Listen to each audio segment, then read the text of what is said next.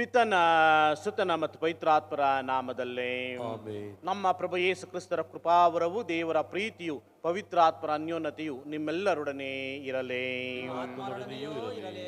ಕ್ರಿಸ್ತರಲ್ಲಿ ಪ್ರೀತಿಯ ಸಹೋದರ ಸಹೋದರಿಯರೇ, ಪ್ರವಾದಿಗಳನ್ನು ಧಿಕ್ಕರಿಸುವಂತಹ ವ್ಯಕ್ತಿಗಳಾಗಿ ನಾವು ಪರಿವರ್ತನೆ ಹೊಂದಿದ್ದೇವೆ. ಹಾಗಾಗಿ ಸ್ವಸ್ಥತೆಯಿಂದ ನಾವು ದೂರ ಸರಿಯುತ್ತೇವೆ. ಅದನ್ನೇ ಯೇಸು ಸ್ವಾಮಿ ಹೇಳುವಂಥದ್ದು, ಅವರ ಸ್ವನಾಡಿನಲ್ಲಿ ಪ್ರವಾದಿಯಾಗಿರುವಂಥ ಕ್ರಿಸ್ತರನ್ನೇ ನಿರಾಕರಿಸಿದಾಗ ಅಲ್ಲಿ ಯಾವುದೇ ಪವಾಡಗಳನ್ನು ಮಾಡಲಿಲ್ಲ ಎಂಬುದಾಗಿ. ಅದೇ ರೀತಿ ಎಂದಿಗೆ ನಾವು ದೇವರ ವಾಕ್ಯಗಳನ್ನು ಸಾರುವಂಥ ವ್ಯಕ್ತಿಗಳನ್ನು ನಾವು ನಿರಾಕರಿಸುತ್ತೇವೋ, ಅವರಿಂದ ದೂರ ಸರಿಯುತ್ತೇವೋ, ಆಗ ಪವಾಡಗಳು ನಮ್ಮ ಕುಟುಂಬದಲ್ಲಾಗಲಿ ನಮ್ಮ ಜೀವನದಲ್ಲಾಗಲಿ ನಡೆಯಲು ಸಾಧ್ಯವೇ ಇಲ್ಲ.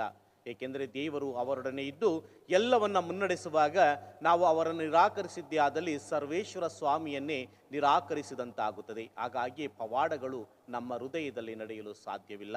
ಹಾಗಾಗಿ ನಾವು ದೇವರ ವಾಕ್ಯವನ್ನು ಅಂಗೀಕರಿಸಿ ಅದರಂತೆ ನಡೆದಾಗ ಮಾತ್ರ ಪವಾಡಗಳು ನಮ್ಮ ಮೇಲೆ ಹರಿದು ಬರುತ್ತವೆ ಮತ್ತು ದೇವರಿಂದ ನಾವು ಅಂಗೀಕೃತಗೊಳ್ಳುತ್ತೇವೆ.